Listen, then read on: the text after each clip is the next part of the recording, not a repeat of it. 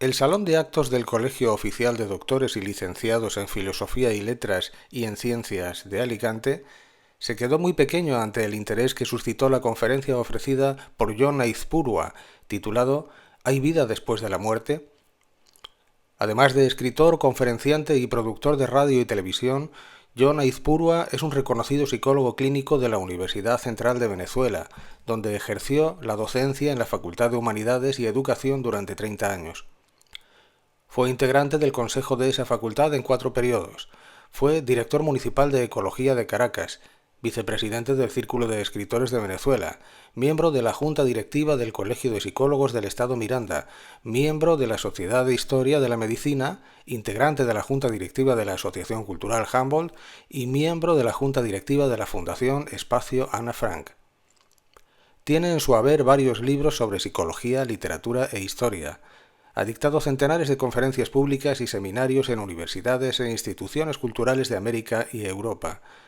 Durante más de 20 años produjo los programas Valores del Espíritu y Grandes Biografías, que se transmitieron por Unión Radio, el circuito radiofónico más importante de Venezuela. Quiero señalarles que vamos a hablar de un tema que es lo que decimos los psicólogos habitualmente, que es arquetípico en la cultura, en la civilización, el tema de la muerte. Se suele decir que la muerte junto con el amor, Tánatos y Eros, son las dos fuerzas vitales de la construcción humana. La muerte como experiencia inevitable, el amor como experiencia positiva y constante.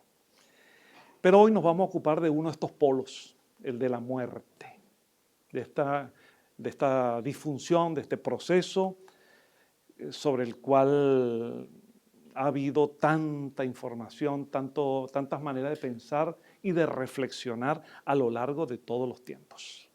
Los grandes estudiosos de la antropología cultural, de las religiones comparadas, se han dado cuenta y lo han expresado, que la muerte es una experiencia que una vez que el ser humano en los tiempos primitivos se percató de ella y tomó algún tipo de conciencia de ello, pues empezó a preguntarse qué es, por qué sucede, qué pasa con ella o qué pasa después de ella.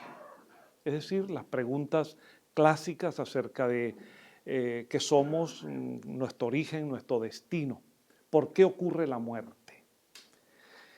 Dicen figuras muy importantes en estos campos sociales como Mircea Eliade, como Campbell, como Taylor, que no hay pueblo en la historia de la humanidad que nos haya preguntado qué es la muerte y qué ocurre con ella. Por supuesto, al principio de la civilización, el periodo neolítico, el paleolítico, luego el neolítico, las personas en los clanes, en los grupos, en los tribus se asombraban de qué ocurría con alguien, con un compañero que poco antes estaba activo como él, vivo, animado, y que luego estaba por algún accidente o lo que fuera, como causa, estaba el cadáver. Y por supuesto empezó a plantearse la idea de que algo había abandonado aquel cuerpo. Y de allí se formaron una cantidad de creencias y las preguntas acerca de si eso que se había marchado se mantenía, continuaba, y empezaron entre el asombro, la incertidumbre y los miedos, empezaron a formarse rituales, ceremoniales, ideas y creencias diversas. De modo que el miedo al morir, el miedo a la muerte, el miedo a los muertos, el miedo a todo este proceso generó toda suerte de creencias. Sin embargo, a pesar de esta diversidad de creencias, hay una constante allí. Y es que siempre se pensó, en todas las épocas y en todas las culturas del planeta, siempre se pensó que la muerte no significaba la extinción completa del ser. Y esta es una idea que va a permanecer, en la historia humana. Naturalmente, esta idea ha sido refinada, se va mejorando, se va perfeccionando, pero acompaña transversalmente la historia de la humanidad. Podríamos decir como punto de partida que sobre la muerte hay como dos, y esto de una manera muy general, hay como dos concepciones, hay como dos visiones acerca del significado de la muerte. Para unos, la muerte es no solo la liquidación del cuerpo físico, de su funcionamiento, sino la extinción completa del ser, de su personalidad. Mientras que para otros, la muerte es como un proceso de una metamorfosis que implica una suerte de continuidad del ser después de ella.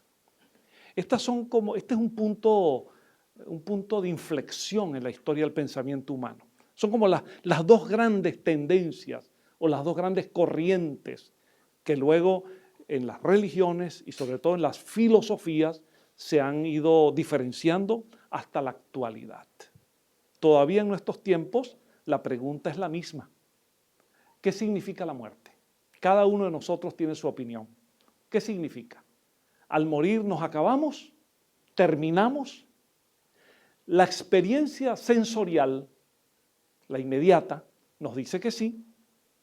La información más inmediata es esa. Y desde el punto de vista científico, en nuestros días, el pensamiento dominante es el de que la muerte es la liquidación del ser. Que no puede haber conciencia sin cerebro.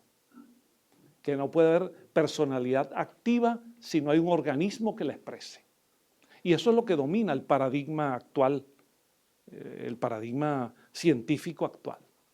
Eso no significa que necesariamente, como ha ocurrido en la historia de los paradigmas, de los modelos de pensamiento, eso no significa que sea un paradigma verdadero. Independientemente que nuestros sentidos físicos parecieran decirnos que es así.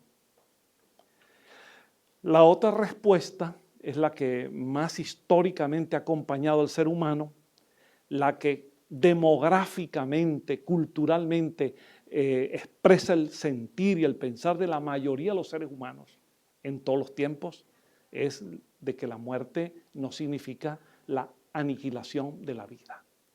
Y esta creencia se expresa desde mitos a dogmas religiosos y algunas experiencias, como vamos a ver hoy, algunas experiencias que incluso de investigación y de experimentación que parecieran insinuar que hay más allá de la muerte, hay una continuación de la vida de distintas maneras expresadas.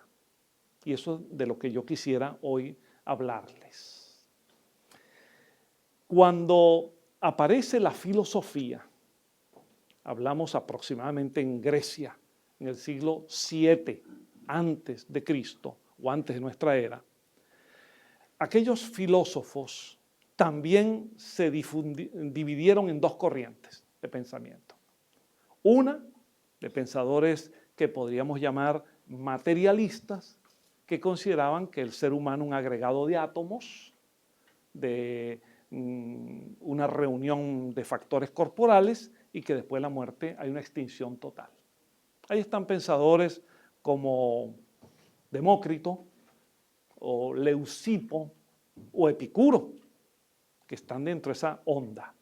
Sin embargo, y les pido que observen este primer dato, la inmensa mayoría de pensadores de aquella gran floración de ideas que ocurrió durante 3 o 4 siglos en aquella región del Mediterráneo, de la Hélade, de la Grecia, la inmensa mayoría de ellos eran profundamente espiritualistas.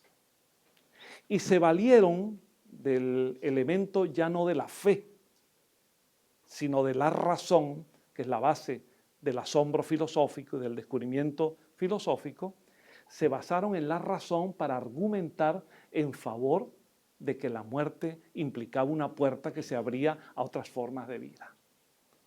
Y si pensamos en filósofos de la talla de Pitágoras, el gran iniciado que en su escuela filosófico-científica, ética, que instaló en el sur de Italia, en Crotona, Pitágoras enseñaba a sus discípulos no solo las nociones más adelantadas de su tiempo, hablamos de varios siglos antes de nuestra era actual, en geometría, matemáticas, astronomía, música, sino también enseñaba una doctrina concebida a partir de la continuación de la vida después de la muerte e incluso su continuación en siguientes existencias o vidas.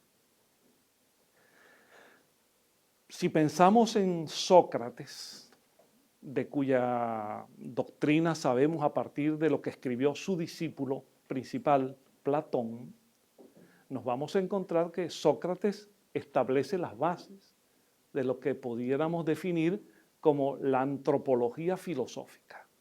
Es decir, Sócrates señalaba como elemento fundamental que, a diferencia de los filósofos anteriores que se preocupaban por el universo y por el cosmos, decía Sócrates que al conocedor del universo le hacía falta primero conocerse a sí mismo.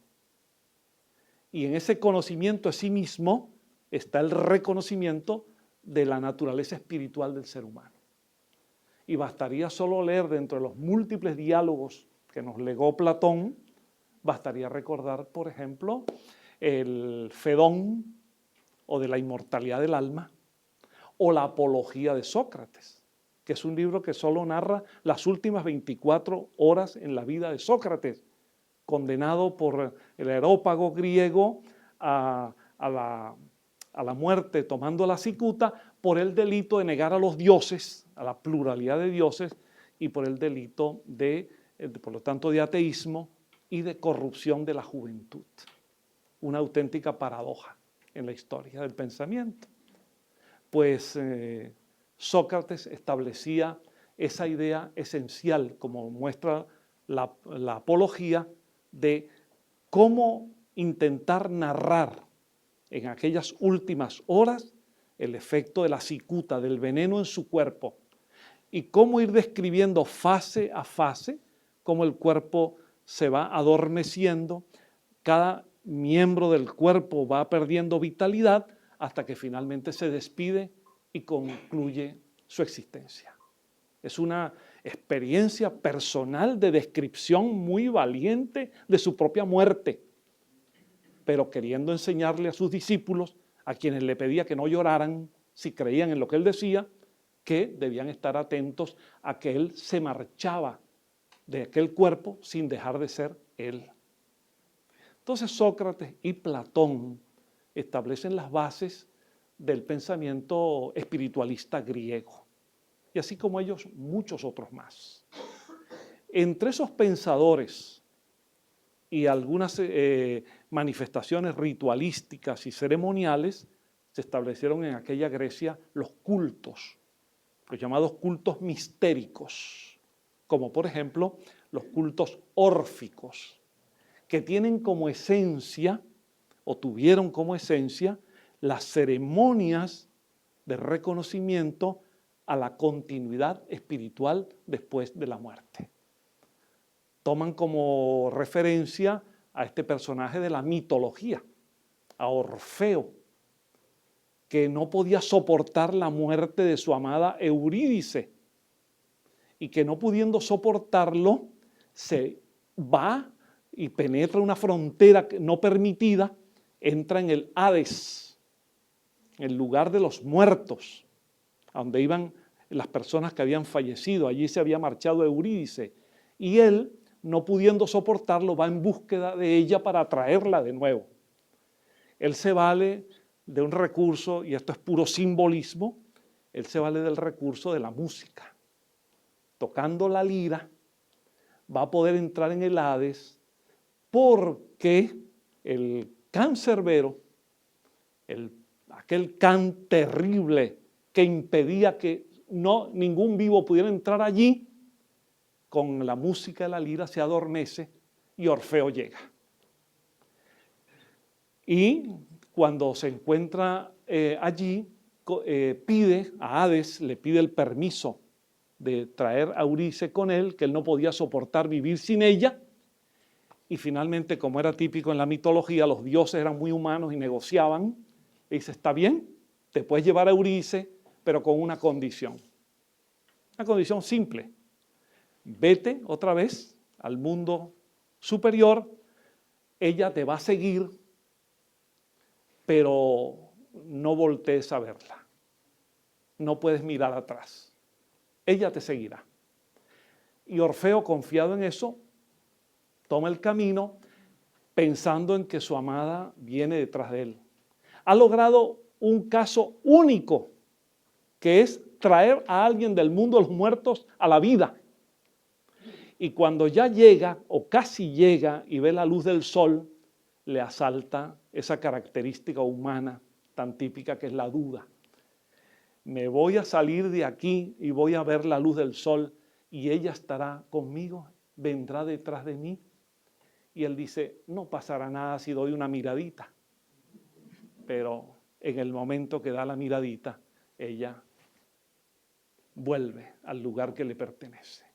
Es una simbolización de que la muerte como aniquilación física es irreversible.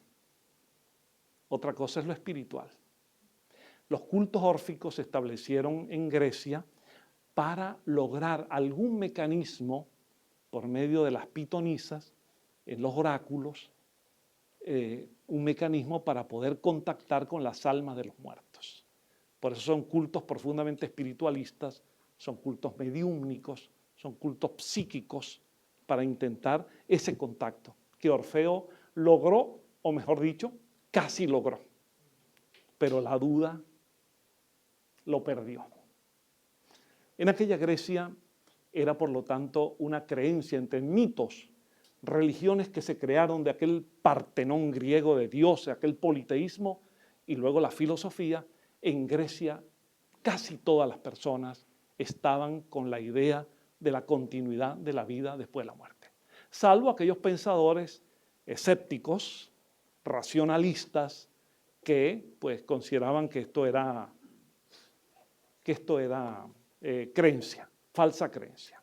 Bueno, a lo largo de los tiempos, la filosofía y las religiones se han acordado o han competido o han cohabitado distintos escenarios. Vamos a recordar algunas referencias fundamentales en esto. Entre los pueblos de Asia apareció en el siglo V antes de nuestra era, apareció un personaje de inmensas cualidades morales, espirituales e intelectuales. Fue Siddhartha Gautama, Buda, que era un pensador profundo, incluso que invitaba a no creer ni siquiera lo que él decía, sino a ponerlo en duda.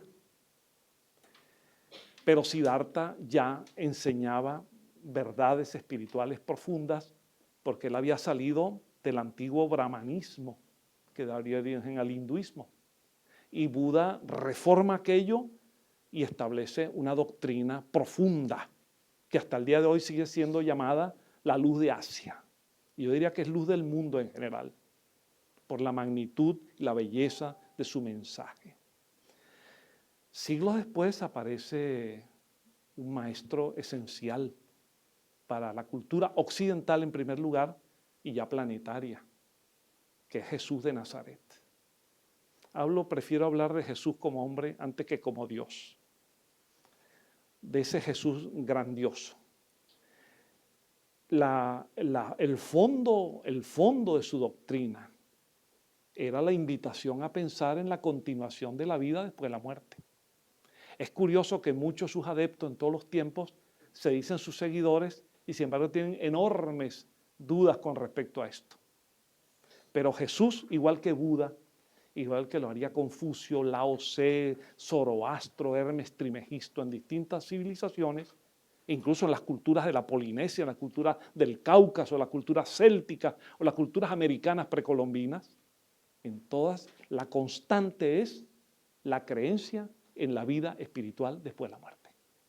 Así que este es un hecho tan abrumador que se extiende a la humanidad en todos los tiempos. Y todas las religiones que se formaron a partir de estos avatares, de estos grandes maestros, de estos pensadores, todas las religiones, cada una con sus características, con sus dogmas de fe, con sus principios, con sus bases, con sus enseñanzas, todas las religiones dignas de tal nombre, su mensaje fundamental es la supervivencia después de la muerte. Es casi un oxímoron o una contradicción el que una religión niegue la espiritualidad. Es algo difícil de asimilar que una religión no sea espiritualista, aunque a veces hay algunas doctrinas materialistas que funcionan como religiones, que es otro tema. Pero una religión digna de tal nombre, su fundamento esencial, su principio fundamental, es la supervivencia espiritual. Por ello es un tema muy importante en la historia del pensamiento. En este recuento de información, quiero decirles que llega un momento en el avance de la civilización que la gente, las personas, sobre todo más estudiosas, comienzan a preguntarse, ¿será suficiente la fe para tener respuestas? ¿Serán suficientes los dogmas? ¿O podemos por medio de la razón intentar llegar a conseguir respuestas? Y es aquí que a partir del siglo XVIII, siglo llamado de la razón, aparecen procesos como el iluminismo, la ilustración, con notables pensadores que empiezan a preguntarse acerca de muchos temas y entre ellos el destino humano, acerca de la muerte, por ejemplo. Y el siglo que le continúa, el siglo XIX, el siglo de las luces, se plantea ya también en términos de cómo encontrar una manera para poder demostrar que aquellas afirmaciones que subyacen en los dogmas, en los mitos, cómo lograr un camino para, sin abdicar de la razón y en los propios términos que exige la metodología de la investigación y la experimentación, cómo encontrar una manera de llegar a esa respuesta de carácter espiritualista, no materialista. Y es aquí, en medio de muchos otros pensadores y experimentos, que aparece un fenómeno. Aparecen hechos que dan origen a una visión racionalista y a la vez espiritualista. Una visión profundamente espiritual, pero al mismo tiempo que se aproxima a la ciencia, a la investigación y a la experimentación. Hacia el año 1848 ocurrió una explosión de fenómenos extraños en América del Norte y también en Europa. Se toma como una referencia concreta un lugar muy pequeñito, una aldea casi, del estado de Nueva York, no de la ciudad, del estado de Nueva York. Un poblado llamado Hydesville. Allí, en una casa, ocurrían fenómenos muy extraños, aunque registrando la historia han pasado siempre. Pero ocurría de manera muy evidente que unas jovencitas que vivían en la casa de la familia Fox empezaron a manifestar que escuchaban ruidos, que aquellos ruidos se repetían y lograron establecer como un sistema de comunicación con esos ruidos, de una manera muy empírica, muy primaria, y retando a aquellos ruidos, aquellos golpes, aquellos raps, a que se adaptaran a un código alfabético. Un golpe a una pregunta, respuesta sí, dos golpes no, y así sucesivamente. Y estas hermanitas Fox dieron la base, por medio de este sistema, a una información que cundió como la pólvora, que se extendió en el mundo acerca de aquellos fenómenos extraños. En definitiva, por medio de adaptación de golpes a respuestas, aparece algo o alguien, una entidad espiritual que dice que es el alma de un ser fallecido que ha fallecido en aquel lugar, que ha sido asesinado allí, que su cuerpo está enterrado allí y que exige que sea levantado, exhumado.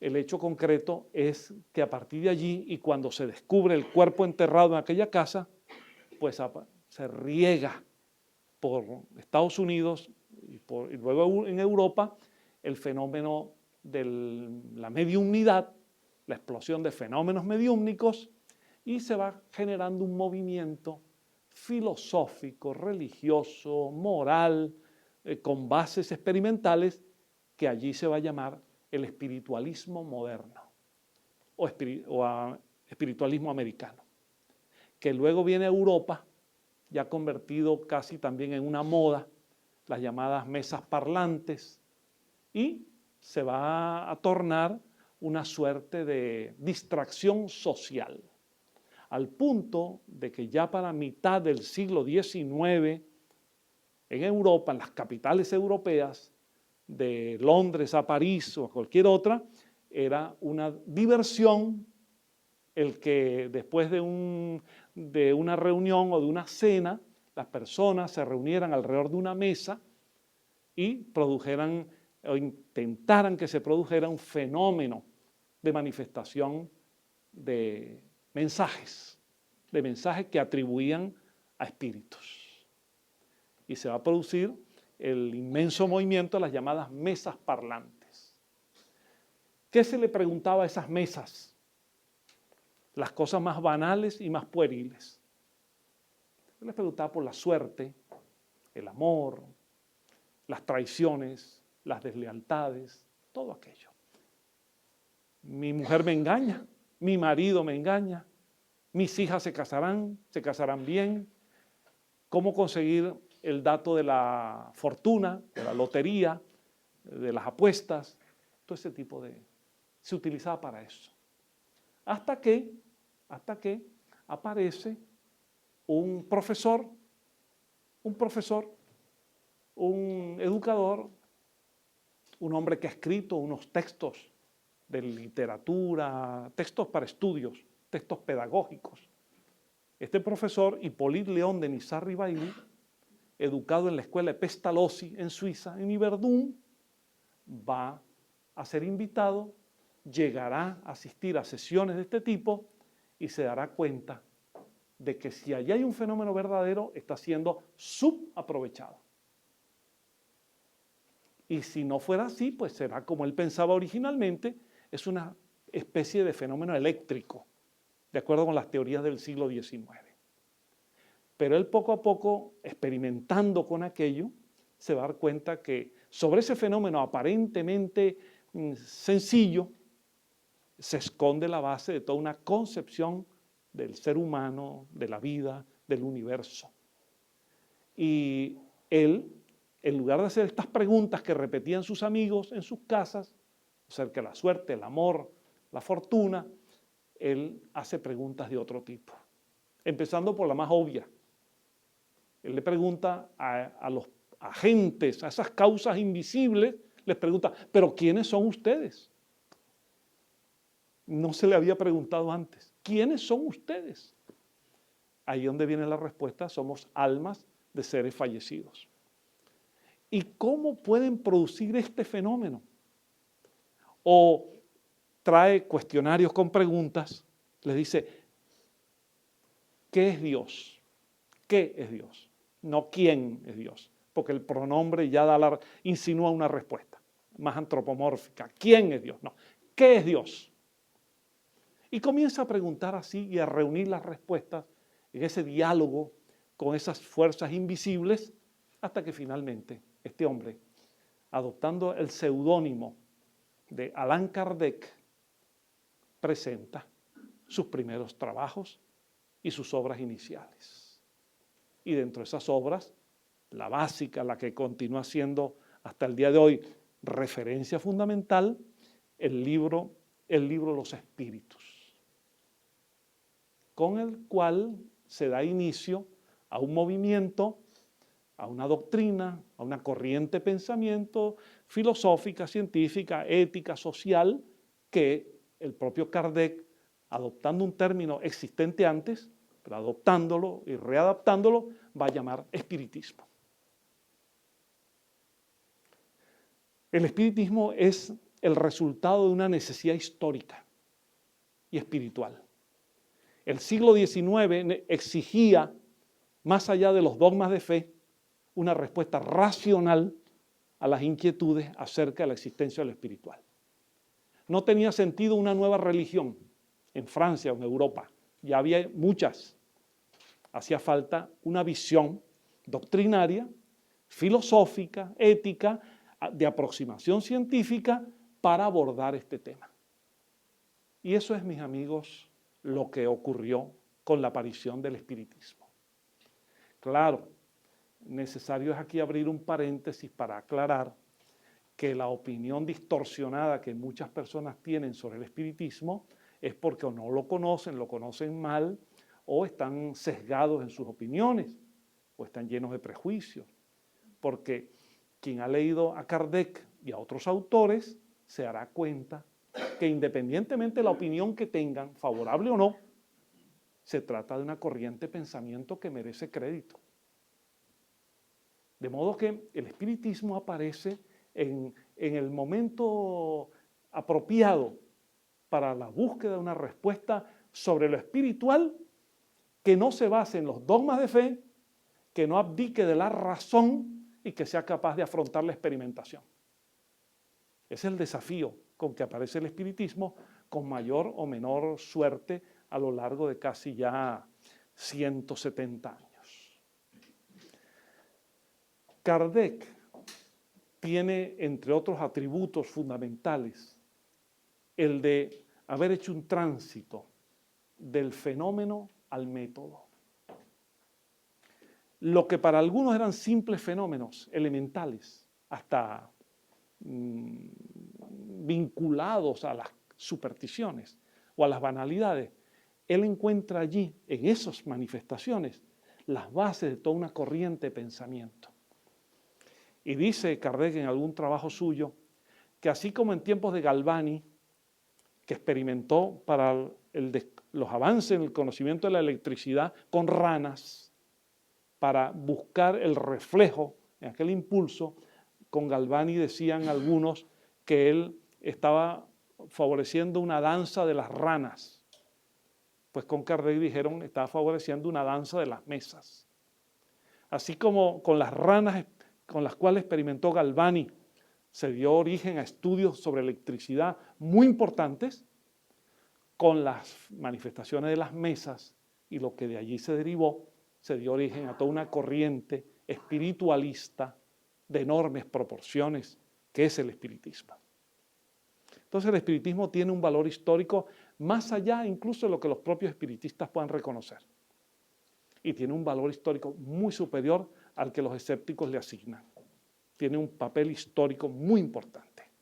Y todavía su tarea está por venir, por hacerse. La herramienta esencial, la herramienta fundamental con la cual Kardec se planteó avanzar en sus estudios y en la codificación del espiritismo fue el fenómeno mediúmnico, la mediumnidad, es decir, la capacidad de sensibilidad que poseemos las personas, unas en mayor medida, otras en menor medida, de ser intermediarios entre el mundo espiritual y el mundo corporal, entre las almas de los seres fallecidos y nosotros. Y con el estudio mediúmnico, Kardec fue capaz de encontrar una visión de la muerte, a la cual preferiría llamar desencarnación, en tanto que la muerte podría significar extinción total y la desencarnación sería más, con más uso, más propiedad semántica, la liberación de la carne o liberación del cuerpo. Kardec se percata poco a poco, con las comunicaciones que va obteniendo, los diálogos críticos con los espíritus, Kardec se da cuenta de algunas cosas fundamentales que rompen los modelos anteriores, incluso de las religiones, sobre todo judeocristianas. Y es no solo de que la muerte no significa la liquidación del ser, sino que la muerte, en esencia, no cambia a las personas. Y el ser, ontológicamente, el ser espiritual, el ser que es, cambia de plano. Deja el cuerpo físico, continúa en un plano extrafísico, sin cuerpo, sin materia orgánica, pero siendo el mismo. La idea de que al morir nos convertimos en ángeles o en demonios, en seres que por un salto han pasado a ser de personas muy sencillas a super sabios o a héroes espirituales, esa idea no corresponde a una visión de la continuidad de la vida. Continuamos siendo nosotros mismos sin cuerpo físico. Por eso en la visión de Kardec, en la visión espírita, podemos hablar de dos humanidades. Humanidades, la humanidad visible y la humanidad invisible. Pero humanidad al fin y al cabo. Nadie se torna un profeta, nadie se convierte en un ser especial, en un ángel maravilloso por el hecho de fallecer. Eso sería una ruptura con la evolución. Y en la naturaleza la evolución no da saltos. En el otro plano seguimos siendo nosotros mismos con nuestras virtudes y nuestros defectos. Y la experimentación con la mediunidad le permite a Kardec colocarla como una herramienta poderosa para la confirmación de la vida espiritual después de la muerte. Ahora no tendríamos tiempo para expresar la inmensa contribución de la experiencia mediúmnica en la historia humana. Desde las experiencias sencillas, cotidianas, hasta las experiencias con los grandes médiums famosos, célebres, tanto de efectos físicos como de efectos intelectuales. Pero les puedo asegurar que hay una bibliografía, una literatura enorme en el campo de la mediunidad intelectual. Los medios propiamente tales han producido psicográficamente, de manera escrita o por otras maneras, han producido obras en todos los campos del pensamiento, de la narrativa, del ensayo, de la poesía, de la cultura, de la historia, de la ciencia. De modo que la mediunidad es una herramienta fundamental por un motivo elemental, y es que nadie mejor que los espíritus pueden hablar sobre el espíritu. Nadie, porque son ellos mismos. Son los agentes productores, son los testigos, son los protagonistas, son los narradores, son ellos mismos. Somos nosotros mismos. De modo que dejo allí establecido el inmenso aporte que significa la mediunidad, que la distingo del mediunismo. El mediunismo como esa expresión de fenómenos a veces silvestres, descontrolados, que pueden estar en todas partes. La mediunidad en la visión de Kardec y en la visión del espiritismo es ya no ese mediunismo desordenado, sino las manifestaciones en forma metódica, ordenada, disciplinada, moralizada, colocada al servicio del bien de la humanidad. Y como parafraseando a Jesús, decimos que la mediunidad no es un oficio, no es una profesión, aunque algunos piensen lo contrario, no es una profesión, en la visión espírita no es una profesión, porque se da de gracias lo que de gracias fue recibido. Entonces esas condiciones mediúmnicas son en la visión espírita para ejercerlas al servicio del bien, no para lucrar con ellas, mucho menos para teatralizar ni para engañar, y mucho menos para hacerla parte de sincretismos, de supersticiones con las cuales se intenta hasta a veces dañar a las personas y que no tienen nada que ver con el espiritismo, aunque a veces se arropen con la palabra espiritismo. Nuestra querida Amalia Domingo y Soler, aquella mujer extraordinaria, que de ser una costurera de Andalucía se elevó en Barcelona a ser una figura incluso de la generación del 98. Aquella mujer escribía la gran revista La Luz del Porvenir y colocaba, era una mujer muy tenaz, ¿no? Dulce para unas cosas y fuerte para otras. Amalia decía, y colocaba una mancheta en su revista La Luz del Porvenir, diciendo, no son espiritistas, aunque digan serlo, quienes se dediquen a prácticas que ahora yo no voy a describir, que van de lectura en mano, cristales, talismanes, amuletos, etc. Y en realidad ha sido siempre un problema comunicacional del espiritismo, cómo expresar un mensaje sin ser confundidos en la opinión pública con toda suerte de supersticiones. Ese es un proceso que está por lograrse todavía. Bien, la mediunidad es una herramienta fundamental para esto, para intentar por medio de la experiencia concreta darle bases a la creencia en la vida espiritual después de la muerte. Otra de las referencias básicas que aporta muchísimo en favor de la tesis espiritualista es el estudio de la reencarnación.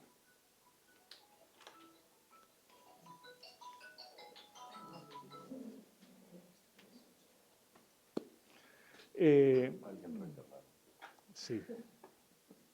La reencarnación, la concepción de la vida según la cual el espíritu vive muchísimas veces. Nace, crece, se reproduce, muere, vuelve a nacer, continúa. La reencarnación es una de las concepciones más antiguas que hay de la existencia humana. La vamos a encontrar en todos los textos de las religiones. La vamos a encontrar en las creencias más diversas. Y como les decía, incluso en las culturas egipcia, griega, babilónica, en los textos Vedas, escritos 4000 años antes de nuestra era, en los Vedas. De modo que la reencarnación acompaña la historia humana. El espiritismo no inventó la reencarnación, ni la descubrió. Ahora la toma y trata de colocarla en ese lenguaje accesible a nuestros tiempos y a la luz de las experiencias que se van logrando. Con la reencarnación se ha logrado experimentar de una manera notable. Por una parte, desde el punto de vista psicológico, cada uno de nosotros viene al mundo y algunos piensan, como decía Aristóteles, que llegamos como tabula rasa, en blanco, y pasamos a escribir el libro de nuestra vida. Otros pensamos como Platón, que decía, no, venimos del mundo de las ideas, del mundo espiritual, encarnamos y luego volvemos de este mundo sensible al mundo de las ideas. Y por las reminiscencias, decía Platón, nos acordamos de muchas cosas de nuestras vidas anteriores. Por eso la filosofía de Platón era fundamentada en un axioma, en un principio básico, que es aprender no es otra cosa que recordar. Traemos información previa. Por supuesto, no la podemos recordar en forma consciente en nuestra memoria cerebral actual, no solo porque nuestro cerebro no ha vivido eso fue vivido por otras vidas, por otros cerebros, sino porque psicológicamente el recuerdo, en lugar de ser beneficioso, puede hacer daño. Cada uno de nosotros trae experiencias diversas en sus vidas. Recordarlas ahora en forma concreta provoca una explosión psíquica. Muchas veces las personas que están en nuestra cercanía, incluso familiar, no son exactamente personas afines a nosotros. Están con nosotros y nosotros con ellas, pero no necesariamente, a veces sí, por afinidad. Encarnamos por múltiples razones y motivos.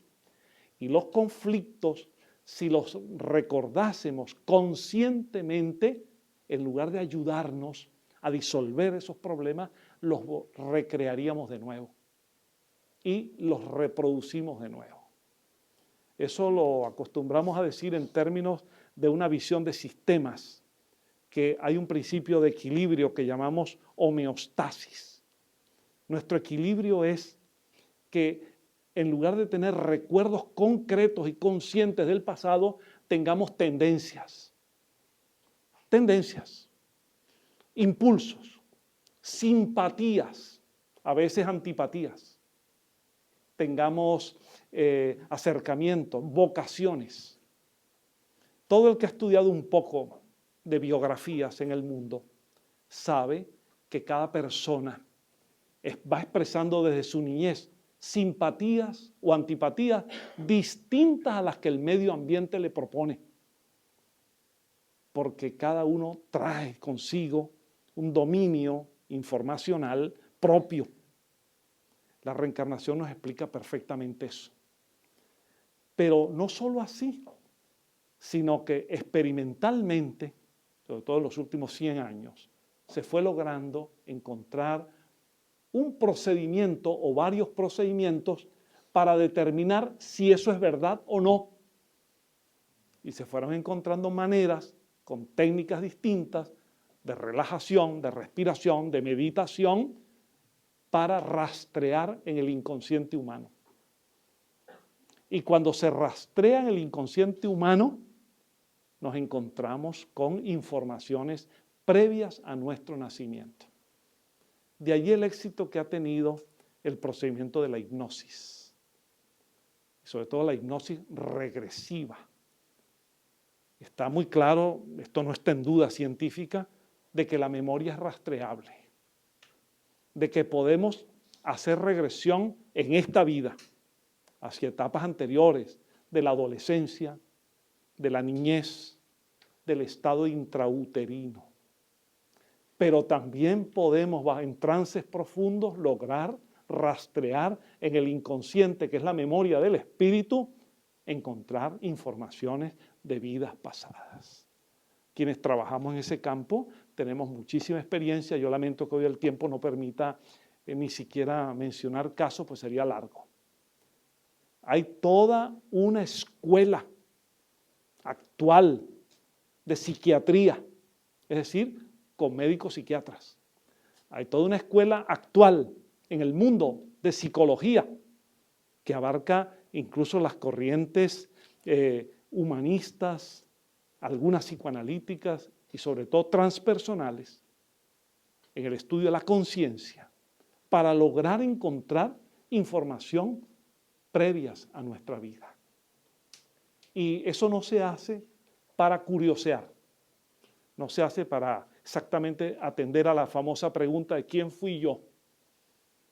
No, eso se hace intentando conectar ante conflictos, problemas, dificultades de la vida actual, tendencias diversas, neuróticas, psicóticas, fobias, manías, complejos, intentar colocar en su origen aquellos traumas que provenientes de antes se expresan y se reflejan en la vida actual patológicamente.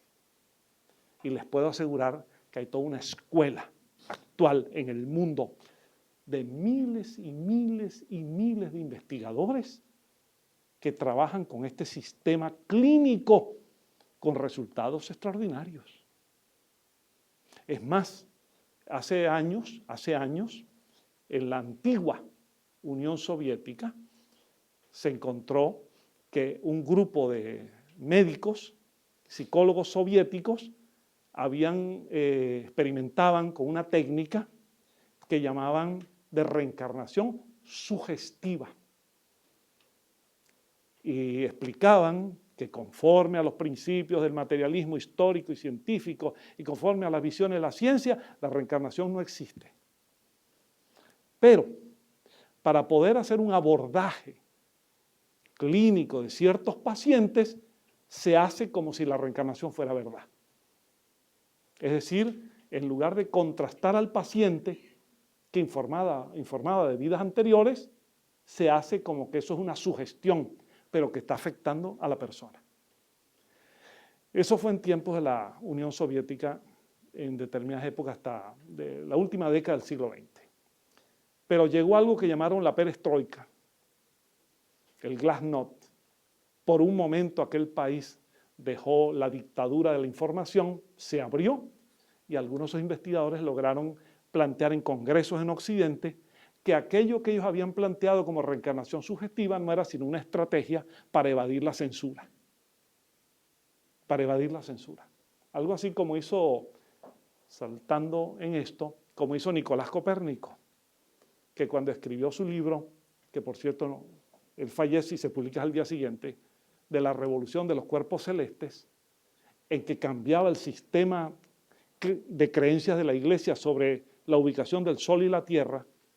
La Iglesia mantenía el concepto geocéntrico. Copérnico dedica aquel libro al Papa. Al Papa. Tiene la dedicatoria al Papa de entonces. Su santidad, decía Copérnico desde Polonia, yo sé que como afirman las Sagradas Escrituras, quien está en el centro es la Tierra. Pero para poder explicar ciertos fenómenos de mecánica celeste, estoy haciendo como si estuviera en el centro, estuviera el Sol. Bueno, el Papa, por supuesto, no se tragó aquello y el libro fue inmediatamente excomulgado. Bueno, en la Unión Soviética, que también ha habido, y en esos sistemas también hay excomuniones, esos científicos intentaban evadir aquel mecanismo de la presión académica, aunque con poco éxito. Pero trabajaron con eso. El hecho es que hay una escuela sobre reencarnación muy importante en el mundo desde el punto de vista estrictamente clínico, que no se tiene como interés, por favor miren esto o escuchen esto, no tiene como interés averiguar quién fue una persona en la vida pasada. Si alguien hace una regresión para averiguar de alguien, de un paciente, quién fue, probablemente no sea un profesional de la hipnosis clínica. Sea un hipnotizador, a lo mejor bueno, pero no es un hipnólogo clínico. Esta técnica solo se utiliza con fines clínicos.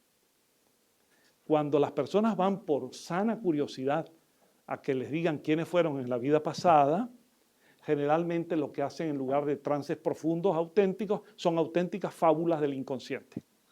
Y por eso lo que aparecen son que todo el mundo fue grandioso en las vidas pasadas. Nadie fue un obrero ni un labrador de la tierra. Nadie fue un humilde campesino, una persona ágrafa, analfabeta. No. El que menos era el faraón o el segundo del faraón egipcio.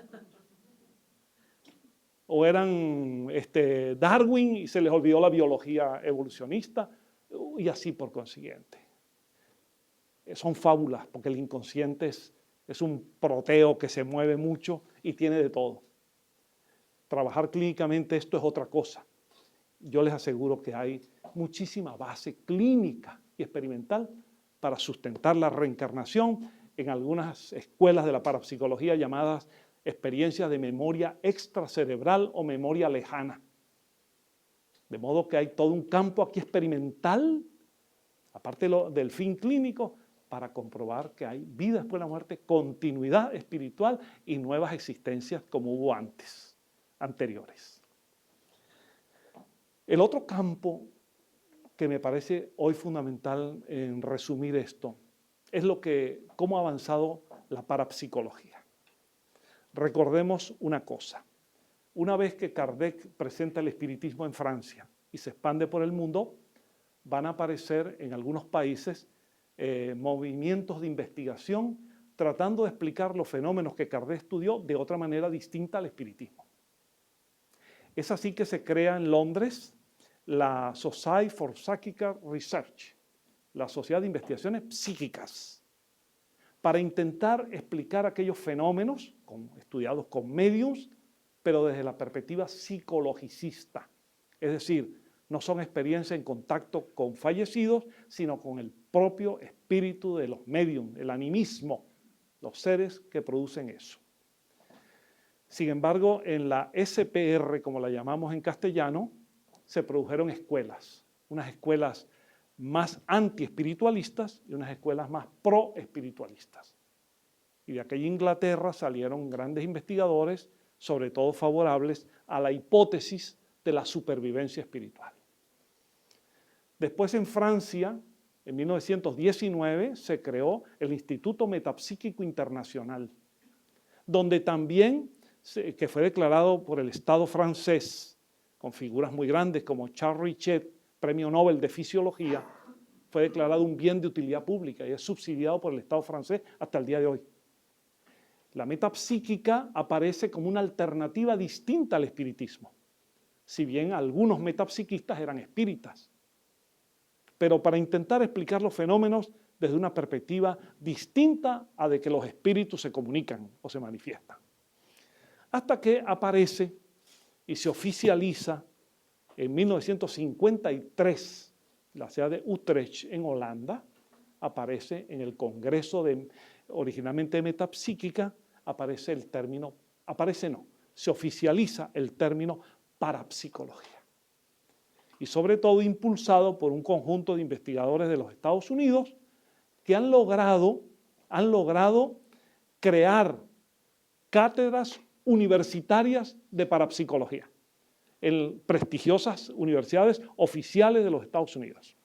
Una de ellas, en Carolina del Norte, la Universidad Duke, donde un equipo extraordinario, el doctor Joseph Van Rijn, Gaiter Pratt y otros más, en la universidad trabajan con un esquema para volver a investigarlo todo y llegar a las grandes conclusiones. Y es decir, que la escuela reiniana establece un método. Vamos a empezar por lo más sencillo. Por ahora nos vamos a olvidar de vida después de la muerte.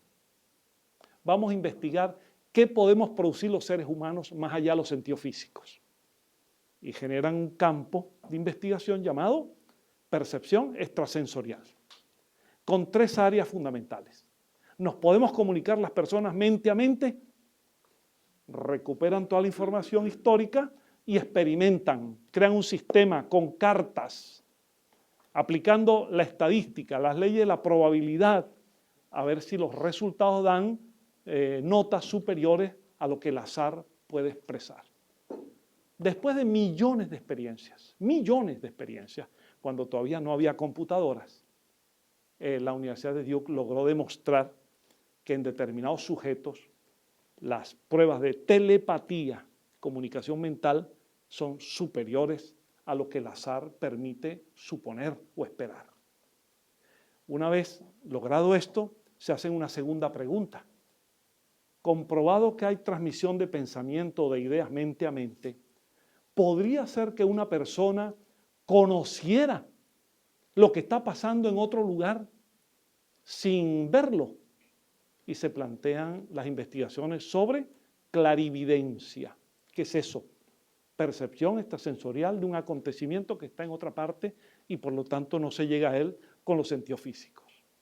Millones y millones de experiencias con las cartas Zener logran demostrar que sí hay casos de personas clarividentes que rebasan las fronteras sensoriales. Y luego se plantean otros retos, un desafío mucho más complicado todavía.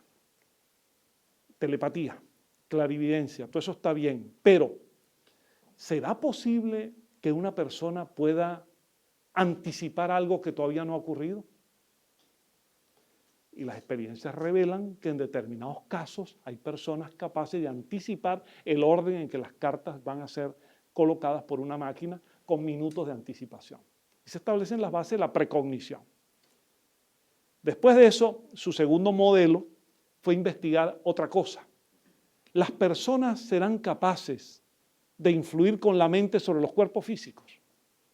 ¿Podrán provocar movimientos impulsados por la mente humana? Generan el modelo de investigación de la psicoquinesis, investigación de los fenómenos producidos desde la mente a la materia. Y aquí ya no valen las cartas como instrumento, sino los dados, la caída de los números de los dados, lanzados aleatoriamente por máquinas. Se logra eso. Y a partir de los años 60, una vez logrado en Estados Unidos, en diciembre de 1969, que la Asociación Americana para el Avance de la Ciencia, que es la entidad que tiene la voz académica oficial, le da un lugar a la parapsicología como disciplina oficial. Diciembre de 1969. A partir de allí comienza otra área, que es la que más está vinculada a lo que ahora hablamos. Se plantean los investigadores en muchas universidades norteamericanas y luego en el mundo, en Australia, en la India, en Inglaterra, en Holanda, en Alemania, muchos lugares. Se plantean, ¿será posible ahora comprobar que hay fenómenos de este tipo paranormales producidos por seres que no están vivos, encarnados? Y así como abrieron un área llamada Psi-Gamma, percepción extrasensorial, Psi-Kappa, percepción, psicoquinesis, abren una tercera área que llaman Psi-Zeta, que es la letra griega con que comienza la palabra Thanatos, que significa muerte. Empezar a investigar ahora si seres fallecidos pueden intervenir en nuestras vidas. Y eso abre un abanico de investigaciones inmenso hasta el día de hoy, donde cada vez aparecen más y más experiencias. Una de ellas, por ejemplo, las experiencias sobre la llamada estudios sobre manifestaciones fuera del cuerpo, OVE en inglés, experiencias extracorporales, desdoblamientos, salidas del cuerpo. Y se logra encontrar sujetos que a voluntad pueden lograr salir de su cuerpo, mostrando el dualismo, materia-espíritu. Y aquí que en los últimos años se va desarrollando un campo que a mi juicio es el más importante en nuestros días, el que mayor peso tiene, el que pone a los escépticos de cabeza, el que no logran que haya, para su escepticismo no logran ubicar una hipótesis siquiera, que son las llamadas experiencias cercanas a la muerte. Porque estas experiencias dicen que más de lo que se suponía, hay millones y millones de personas en el mundo que resulta que han sido declaradas muertas clínicamente y sin embargo regresan a la vida después de algunos minutos u horas, y la sorpresa es que con un cerebro inactivo, sin actividad cerebral, sin pulso, sin respiración, sin registro cardiológico y con electroencefalograma plano, las personas tienen experiencia de conciencia. ¿Y cómo eso es posible? ¿Cómo es posible que un cerebro inactivo, que el electroencefalograma está absolutamente plano, donde no hay ni siquiera pulso, donde no hay registro cardíaco, donde no hay ningún elemento vital y la persona ha sido declarada clínicamente muerta, cómo es posible, sin embargo, que esa persona pueda tener experiencias sin cerebro? Tiene que haber un sistema, tiene que haber un flujo de conciencia distinto que apunta en la dirección de lo que siempre se supuso. Es que no es que tenemos un espíritu, sino que tenemos un cuerpo. No es que tenemos el espíritu, no es el cuerpo el que lo dice. Es que nosotros tenemos un cuerpo, porque es el espíritu la conciencia. Y han aparecido investigadores, así como aparecieron en las técnicas de regresión, autores desde Fernández Colavida, el español, hasta Brian Weiss o Banerjee, las experiencias de recuerdos con niños que recuerdan vidas anteriores, pues así han aparecido, sobre todo médicos, neurólogos, cardiólogos, psiquiatras, que cada vez más se atreven en el mundo a desafiar los límites académicos, a romper los tabúes y a decir, sí, yo soy un médico muy conocido y bueno, voy a arriesgar mi carrera, pero yo tengo que decir lo que yo observo.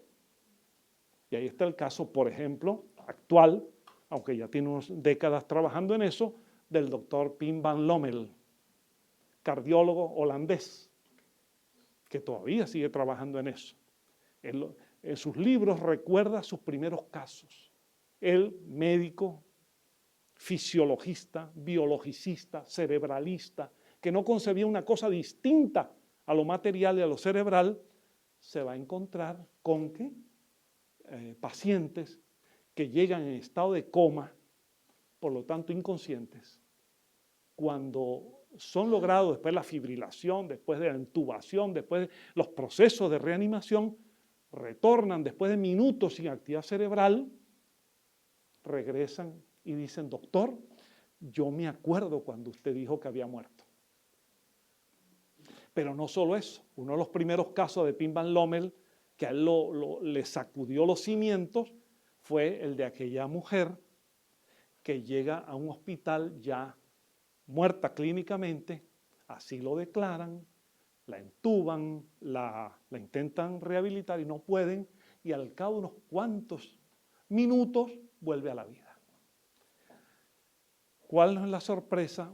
Que esa mujer, cuando empieza a agradecer lo bien que ha sido atendida, entra una enfermera a la habitación y ella se le lanza en los brazos agradecida.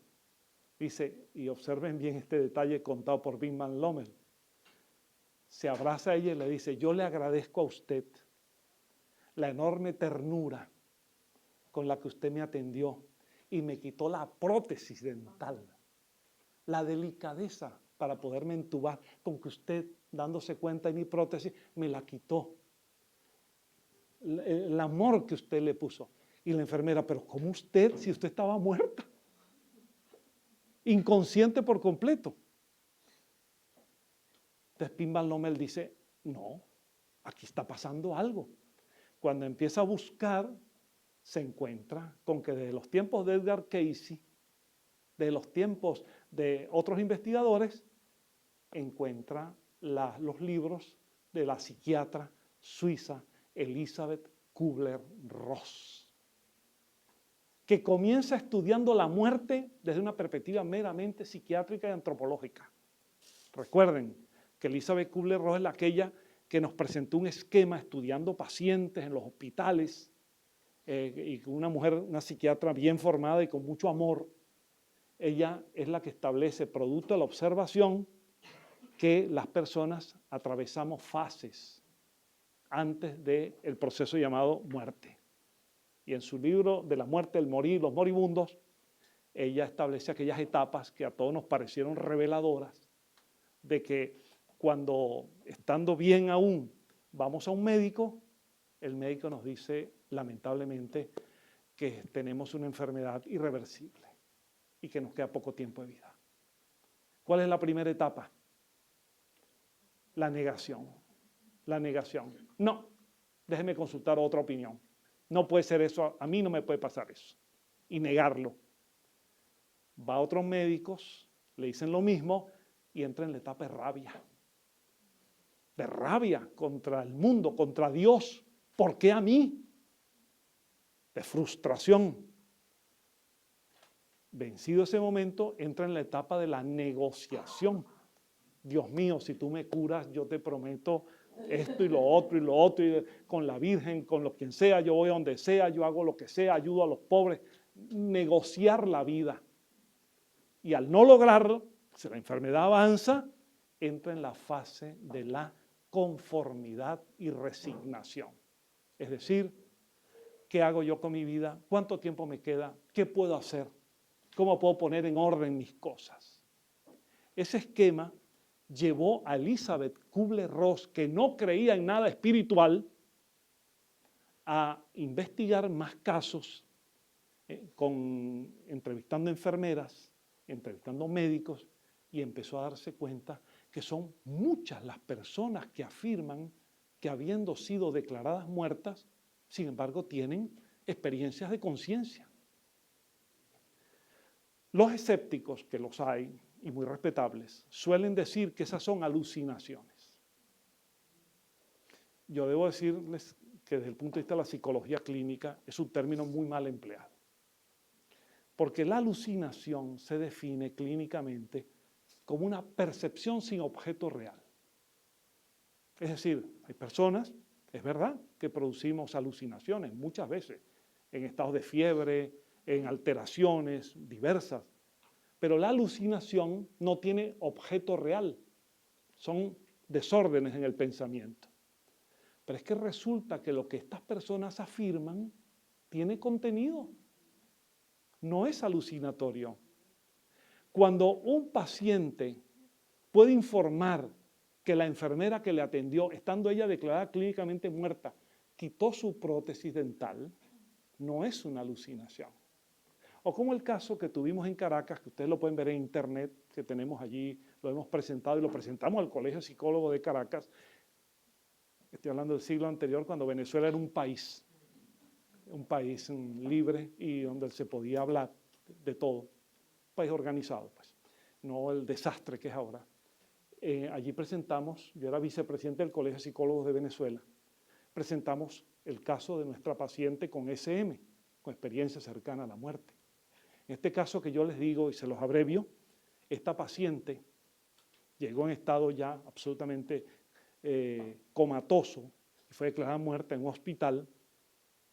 Esta persona cuando minutos después retornó, le dijo al doctor que recordaba cuando el doctor dijo el paciente falleció y que aquello le producía, quería decirle al doctor, no, yo estoy viva, una periodista, pero no podía, no tenía cómo hacerlo. Sin actividad eléctrica cerebral, sin ningún ritmo físico, sin cerebro activo. Esa paciente le dice, doctor, yo me vi fuera de mi cuerpo. No, eso es la cantidad de medicamentos que le hemos dado. No, doctor, es que yo los veía a ustedes los veía desde arriba. Y yo entré en una fase de un túnel o un camino por el cual me iba. Yo vi familiares míos ya fallecidos, eran ellos con su misma cara, que me daban cariño, me recibían bien. Vi un ser de luz que me irradiaba cariño. Y cuando yo me sentía tan bien, me dijeron, tienes que volver. Me negaba porque me sentía ingrávida, sin dolores, sin molestias. Pero me dijeron, tienes que volver, y es cuando vuelve. El doctor insistía, eso es su mente que la engaña, doctor. Y hasta que llegó el momento en que esta paciente le dijo, doctor, yo estaba tan fuera de mi cuerpo, yo estaba tan arriba de mi cuerpo, yo veía todo y fui a una habitación de al lado. Pero en esta habitación donde estamos, en ese armario que está allí, en la parte de arriba de ese armario hay una tijera. Así como se lo estoy diciendo, pueden buscarlo en internet. Hay una tijera. Y el doctor le dijo, no puede haber ninguna tijera y usted no puede haber visto eso porque estaba clínicamente fallecida. Pero la mujer insistió tanto que el médico dijo, vamos a resolver el problema de esta mujer. Pidió que un obrero viniese con una escalera, subió a un armario de más de 2 metros de altura y el obrero dice, doctor, esto está aquí. Una tijera. Este caso lo presentamos en el Colegio de Psicólogos porque le preguntamos a cualquier escéptico lo obvio.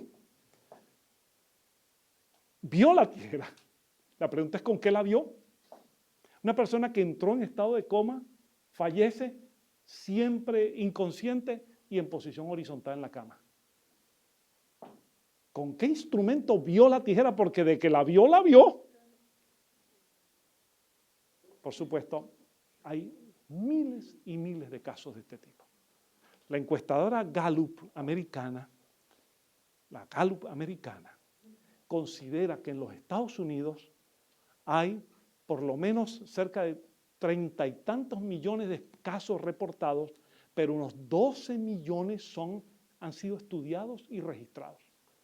12 millones de experiencias cercanas a la muerte en los Estados Unidos es una cifra demasiado grande, como para seguir pensando que aquí no está pasando nada.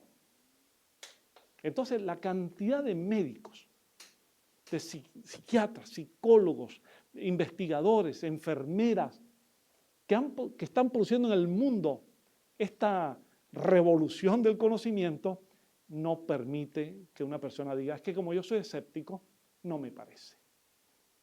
Tienen que afrontar.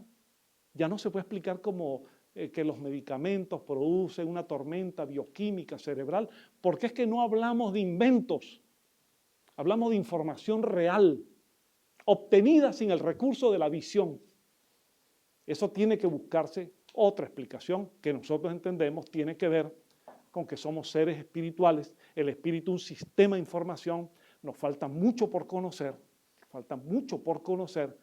pero somos como un sistema, como un holograma en un universo holográfico. Para utilizar una palabra, una expresión de investigadores como Stanislav Grof y Charles Tart, estudiosos de la llamada psicología transpersonal, que quizás otro día hablemos de ello, es una de las corrientes modernas de la psicología, solemos llamarla la cuarta fuerza de la psicología.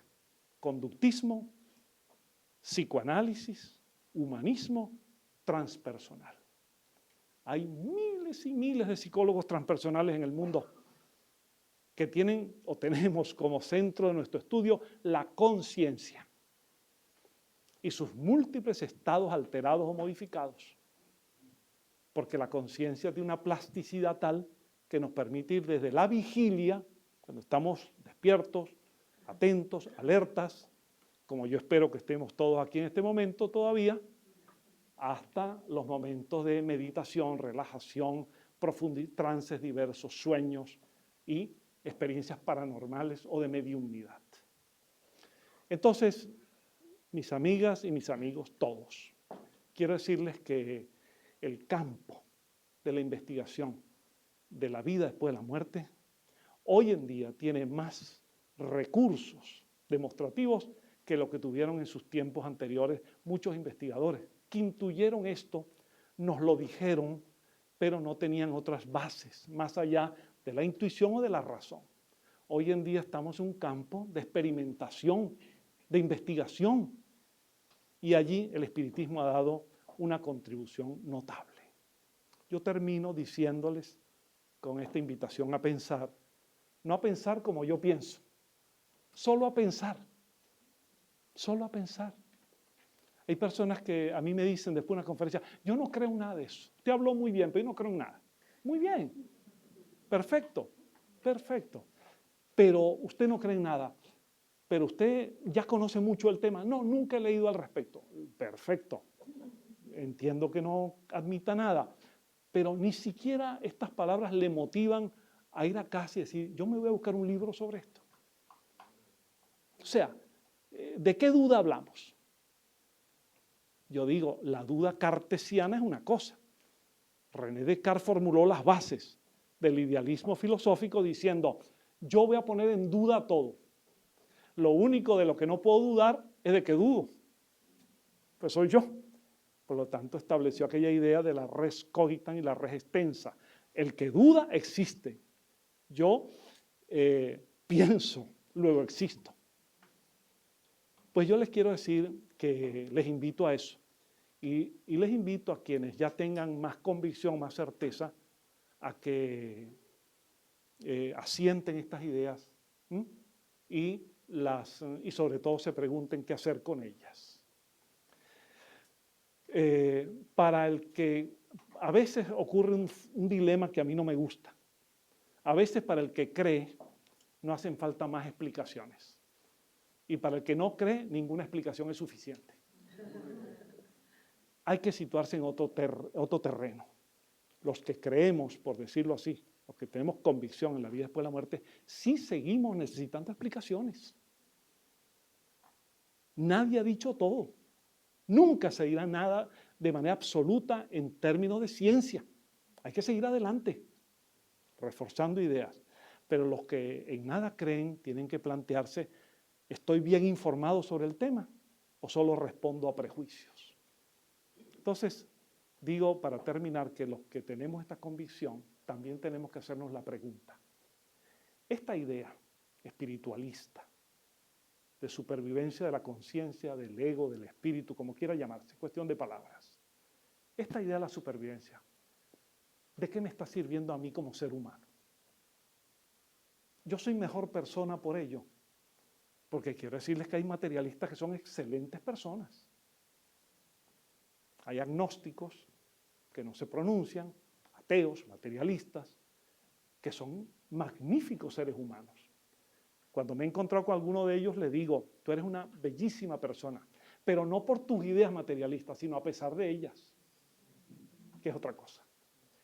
Porque la idea espiritualista en general, cualquiera sea la teoría religiosa, filosófica que se tenga, tiende a invitarnos a ser mejores personas.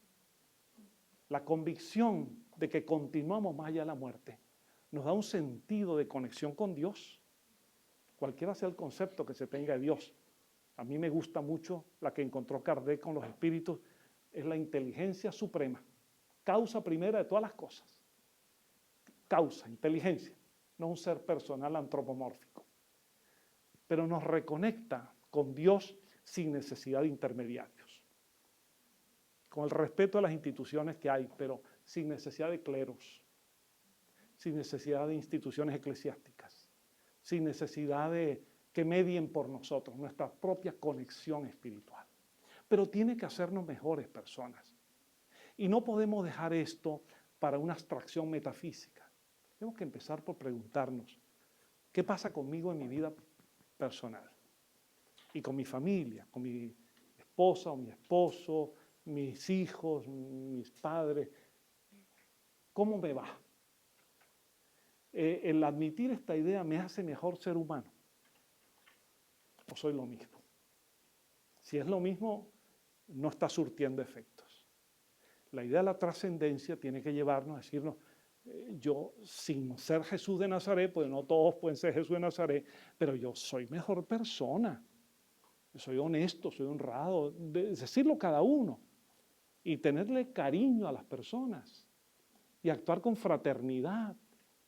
Esta idea solo tiene sentido si la traducimos en acción práctica de fraternidad, de solidaridad, de justicia, de equidad, de hacer un mundo mejor entre todos.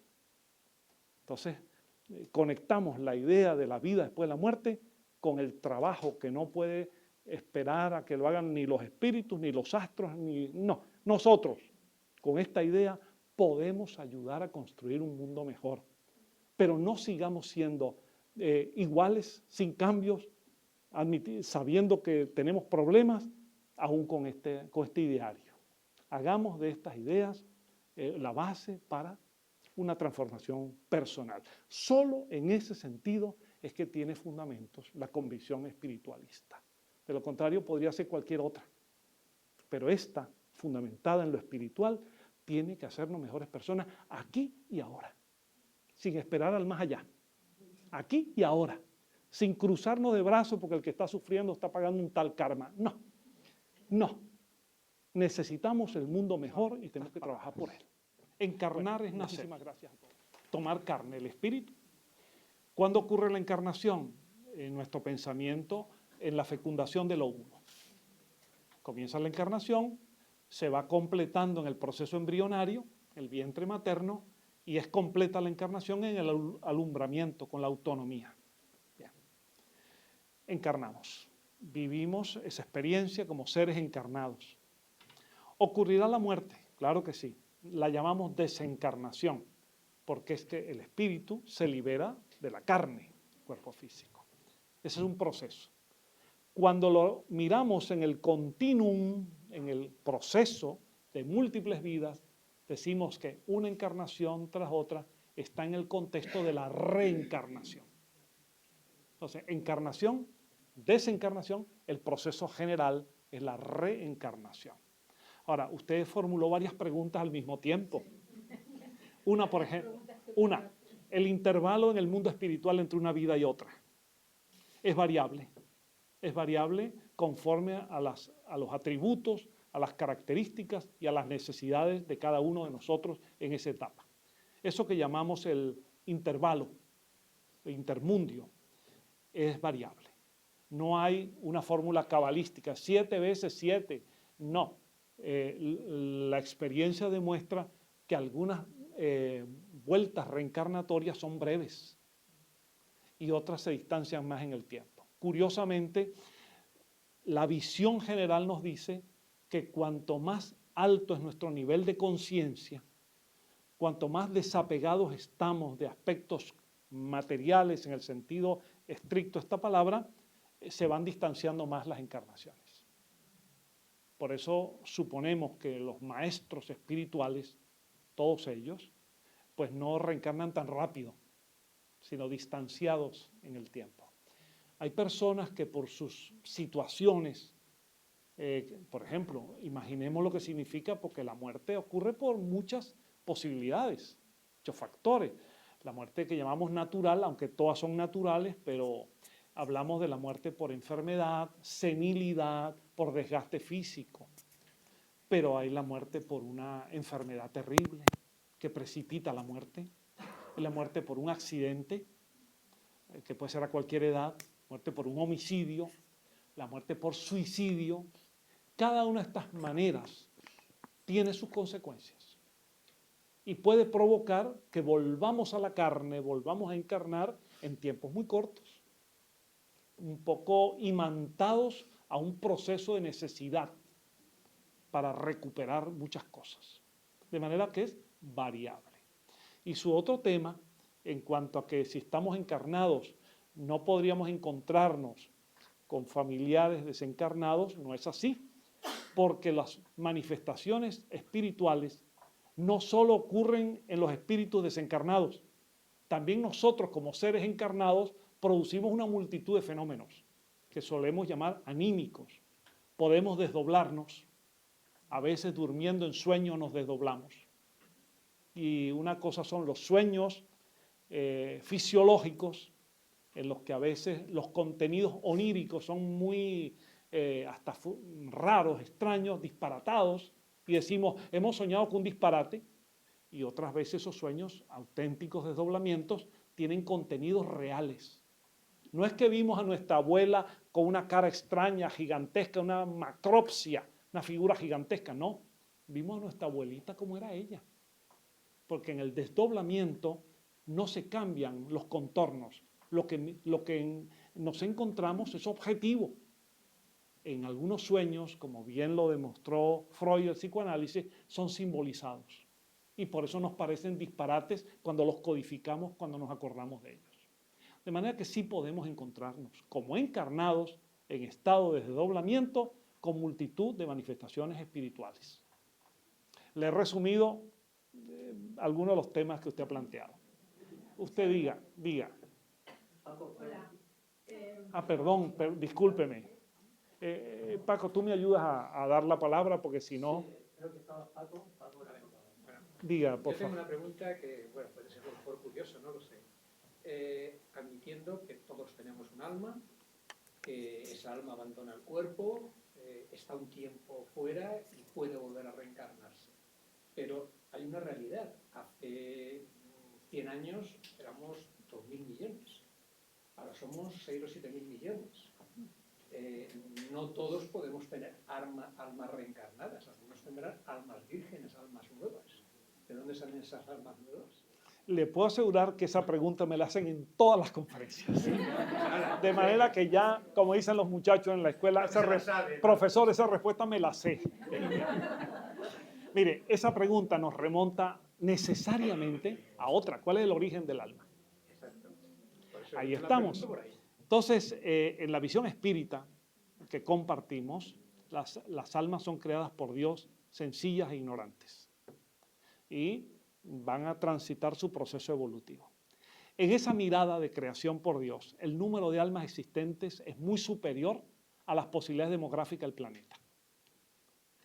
Ahora, no hay otra posibilidad de entenderlo. Si alguien quiere pensar en el alma en un origen distinto a la creación de Dios, se tropieza con esta dificultad. Pero en la creación de Dios de las almas, el número de almas, si lo miramos panorámicamente, es muy superior. Advirtiendo además que hay otro elemento que usted ha debido reflexionar por la seriedad de su pregunta. Y es que nuestro planeta, que no ha de ser el único habitado, nuestro planeta tiene una capacidad para albergar seres encarnados limitada. No es ilimitada. El número de seres que puede albergar el planeta en atención a los recursos que necesita es limitado. El número de almas existentes es mucho mayor.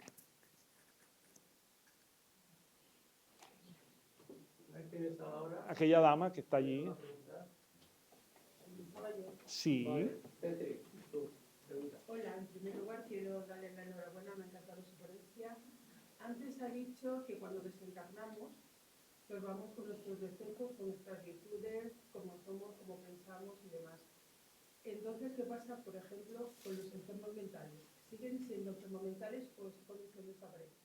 Una pregunta muy frecuente también y que me atañe a mí como espírita y como psicólogo. Hay enfermedades mentales muy variadas. Hay unas más superficiales, más momentáneas, incluso en nuestra vida encarnados pueden recuperarse a un paciente, como de hecho ocurre. Hay otras enfermedades muy profundas. La gama de trastornos mentales va en un arco muy complejo, desde las primeras formas de neurosis hasta los más graves conflictos psicóticos y esquizofrénicos. Es un arco. Una neurosis nos puede ocurrir a cualquiera de nosotros. Una decepción amorosa, una crisis económica, un choque familiar, el desempleo, cualquier situación de estas puede provocar una neurosis y si cambian las circunstancias y nos recuperamos, las superamos. Para eso, generalmente los psicólogos ayudamos con relativa facilidad cuando el problema es una neurosis. E incluso una neurosis, por ejemplo, fóbica, hay estrategias conductuales y de otro tipo para recuperar a un paciente de una fobia, de una manía, de un complejo. Pero cuando el trastorno es más grave, puede empezar a lesionar el cerebro y puede llegar a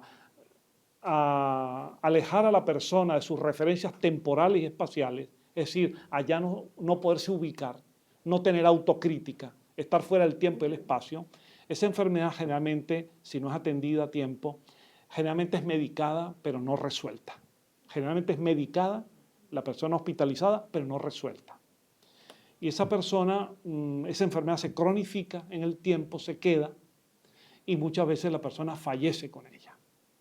Bien, en el mundo espiritual sigue perturbado. Las manifestaciones mediúmnicas lo revelan. Muchas veces un espíritu se manifiesta en una sesión traído por otros espíritus para ser reorientado. Es un proceso doble. En ese otro plano, igual se hace y hay seres abnegados que trabajan en eso, igual que puede haber aquí. Esa recuperación de un trastorno mental puede ayudarse en el mundo espiritual, pero generalmente requiere un complemento en una nueva vida o varias vidas. Depende de la gravedad y la profundidad. Lo que sí le puedo afirmar es que la persona que fallece, víctima de un trastorno severo, por ejemplo, delirium tremens, víctima del alcoholismo que ha obnubilado su conciencia y lo ha perturbado por completo, en el mundo espiritual continúa con ello. En estudios, muchos estudios que se han hecho, en los sitios donde se consume alcohol y drogas, otras sustancias de manera desaforada, la persona está consumiendo, pero a veces tiene a su alrededor uno o más espíritus que están absolutamente contagiados de metidos en ese vicio, que se acercan como para absorber psíquicamente aquellas energías. Muchas veces hay que hacer sesiones para alejar a esas entidades que también están alteradas y que están induciendo conductas aquí de eso.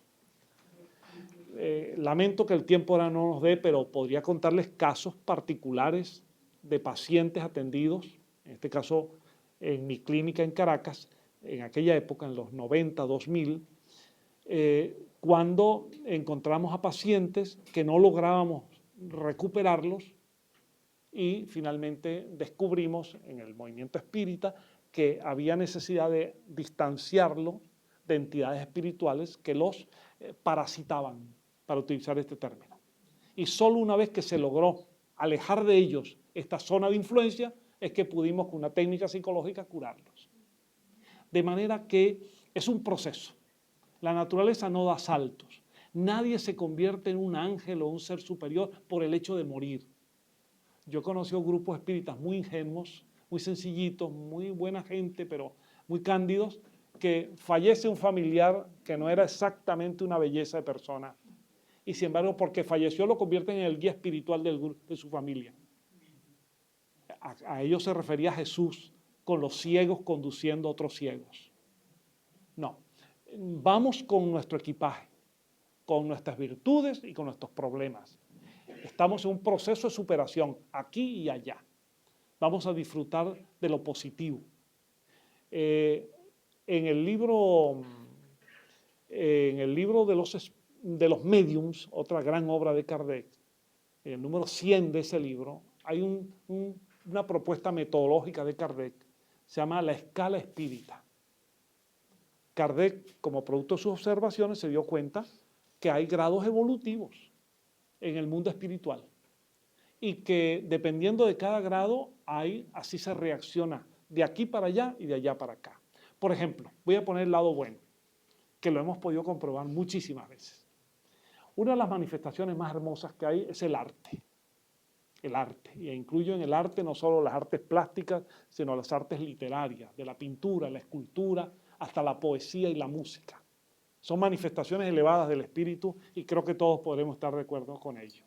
Cuando un poeta, en un rapto de inspiración, casi un trance, escribe un soneto o algún otro tipo de construcción poética, está inspirado.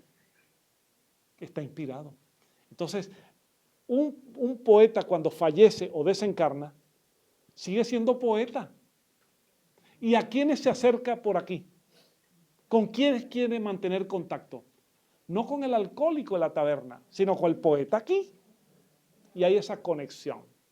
Eso lo decía muy bien, un exquisito poeta mexicano, poeta espiritualista, que yo les sugiero que lo lean cuando puedan, que se llamó Amado Nervo. Entonces hay una poesía de Nervo que es una confesión personal.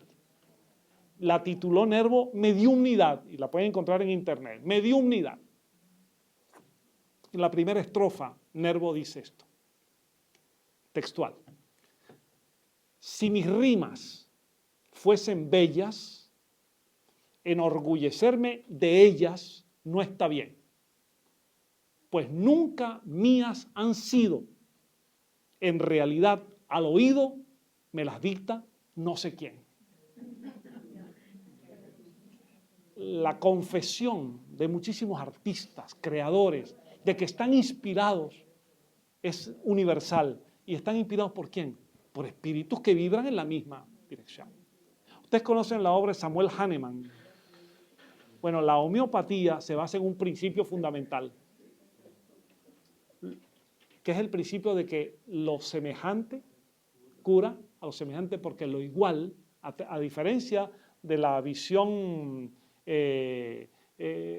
ortodoxa, en la homeopatía se cura con lo igual, a diferencia de curar con lo contrario, porque lo igual atrae a lo que es igual. Dice Kardec, por cierto, en el libro Los Medios, y atienden ustedes esta pregunta y esta respuesta tan importante. Kardec pregunta, él era un dialogador, ¿cómo podemos alejar de nosotros a los espíritus malos?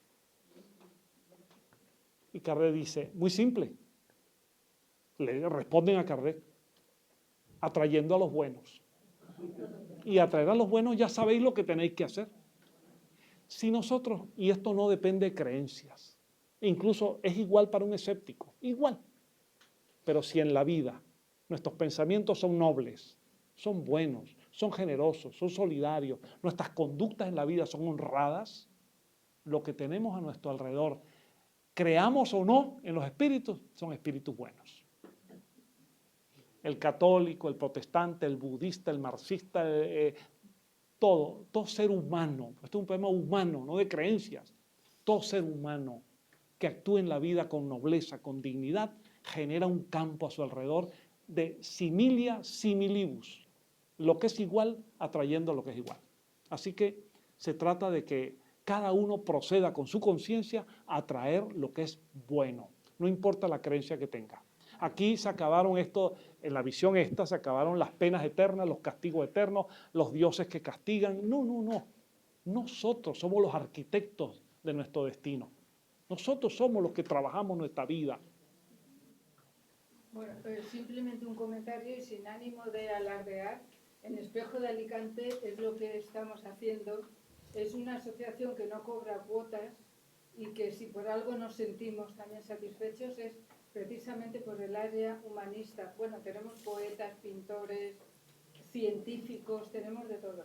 Y 2 grupos de teatro. Estupendo. Entonces hacemos también obras benéficas.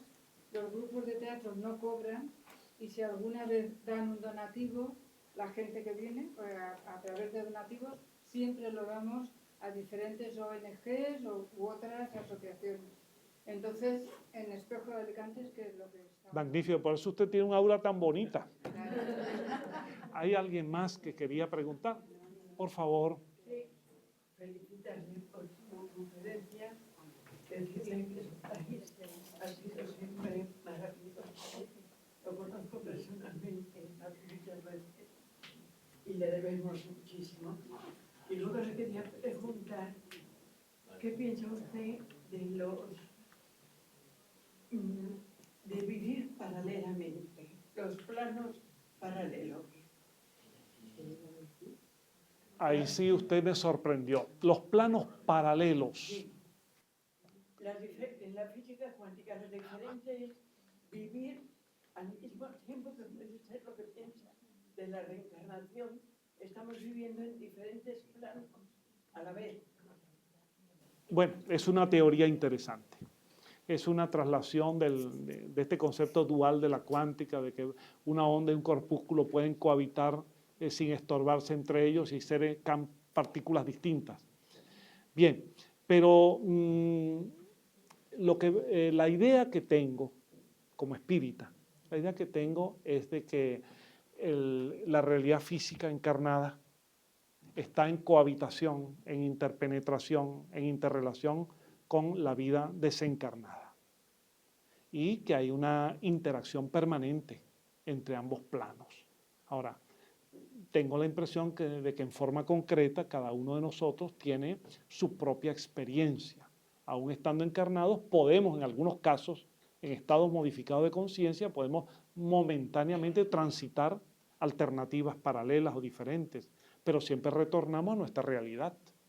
De manera que ese es un concepto que podría tener otras derivaciones, pero básicamente en nuestra visión, más o menos simplificada, somos seres encarnados en evolución y vivimos un proceso continuo de, como le expresó alguien que colocó en la tumba de Kardec, en el Père Lachaise en París, una frase que no es de Kardec, pero se la aplicaron a él muy buena, que dice, ¿cuál es el sentido de la vida?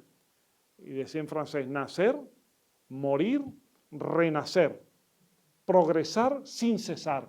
Tal es la ley. Tal es la ley. Téléelo.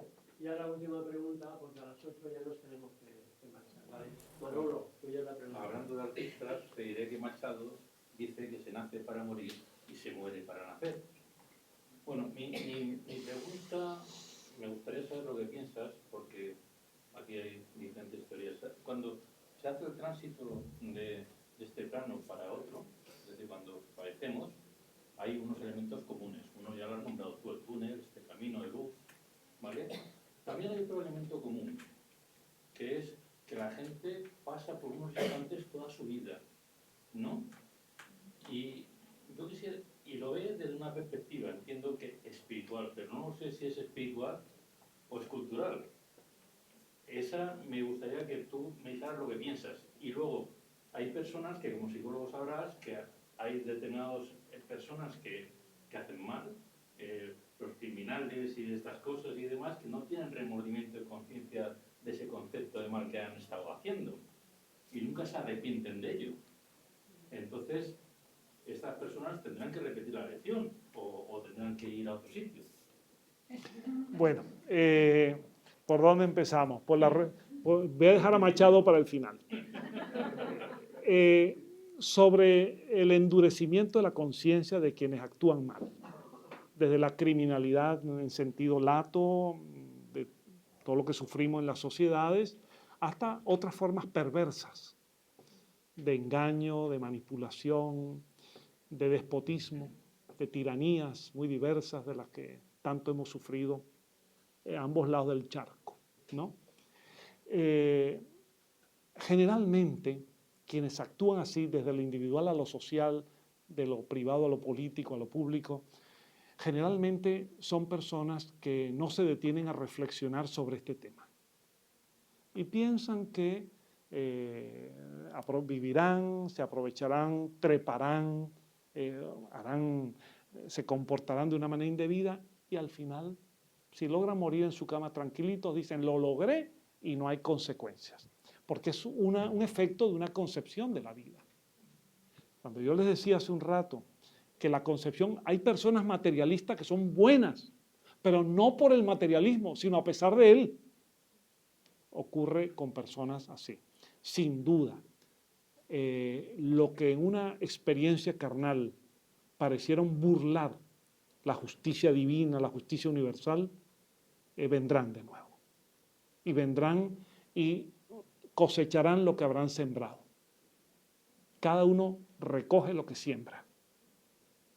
Y en estos casos tenemos experiencias mediúmnicas muy sólidas, con algunos, para poner un caso, algunos criminales nazis que reencarnaron con una cantidad de traumas e incluso lesiones orgánicas. No porque Dios los haya castigado, sino porque la perversidad de su psiquis se produce, se refleja en lesiones orgánicas en una nueva vida. Y esto no es nada extraño. En la vida clínica tenemos personas que sufren lo que llamamos neurosis de conversión o histerias de conversión. Personas que, acostumbradas a golpear a otros, finalmente terminan con una parálisis extraña del brazo, porque han somatizado lo que psíquicamente está perturbado.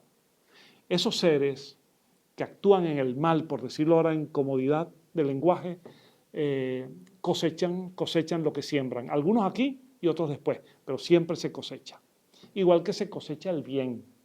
Igual que se cosecha el bien. La revisión panorámica es un factor dentro de un patrón de comportamientos en las experiencias cercanas a la muerte.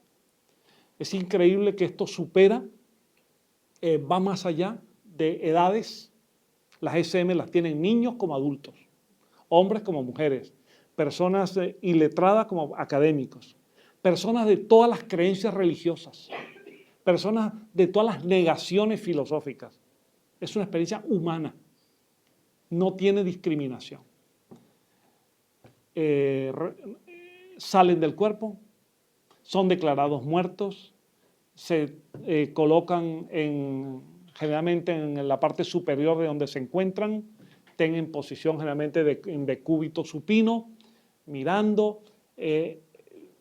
Las personas a veces se van de allí, van a otras habitaciones. Llega un momento en que atraviesan ese túnel, otros hablan de un agujero, pero más o menos la misma idea. Se encuentran con seres de luz. Allí viene lo cultural, que no es ajeno a esto. Un occidental ve a Jesús, un oriental ve otras figuras. Lo cultural interviene también. Es allí cuando en instantes que no se pueden medir en nuestro tiempo, se les presenta como una revisión panorámica.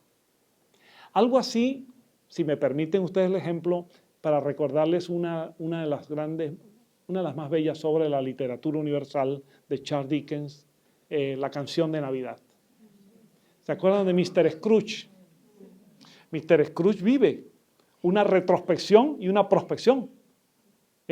Las navidades pasadas, las navidades futuras y las navidades actuales. Es una visión panorámica que le hacen los espíritus hasta que provocan en él un remordimiento, una alteración moral de su conciencia, y aquel Scrooge egoísta, explotador de sus trabajadores, sobre todo del que tenía como esclavito, Mr. Scrooge se transforma en un ser bondadoso, producto de esa experiencia. La revisión panorámica está allí, la aparición de seres de luz, la sensación de ingravidez, de comodidad. Todos los pacientes nos reflejan eso y toda la literatura lo refleja. y la experiencia de no querer volver. Es impresionante cómo las personas dicen, yo no quiero volver, y sin embargo vuelven como magnéticamente impulsados. Me decía esta paciente de La Tijera, en Caracas, me decía, sabiendo que yo públicamente hablo de estos temas y he escrito libros sobre el espiritismo, me decía, doctor, después de lo que yo viví, yo no tengo necesidad de leer ningún otro libro sobre esto. Y yo le digo, no puede ser, no me diga eso. Los libros son el gran tesoro de la humanidad. Y me decía, pero es que yo no necesito que a mí nadie me pruebe que el espíritu existe. Yo sé que soy un espíritu. Yo lo sé. Es decir, ya no necesita el conocimiento instrumental del libro, sino lo de ella era el conocimiento vivencial. Es la diferencia entre lo que aprendes en un libro y cuando lo vives. Ella lo vivió.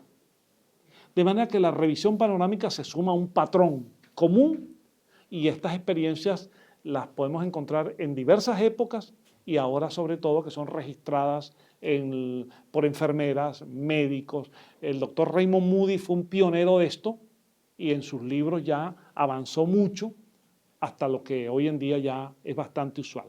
En España me he encontrado, para mi sorpresa, y ya he conocido en varios eventos, a médicos, incluso algunos de ellos médicos jefes de reanimación de hospitales importantes, y que ya públicamente me decían, hace 10 años no podía hacerlo, ahora sí lo hago, y dicen, estoy convencido de la experiencia cercana a la muerte y de la continuación del espíritu. No cito uno o dos para no olvidarme de otros, ¿no? Y bueno, vamos a terminar con una cosa bonita de Machado, el gran poeta. Machado, Antonio Machado, hermano de Manuel, Antonio Machado tenía ese canto poético hermoso, teniendo algunas ideas no muy bien definidas en el plano filosófico.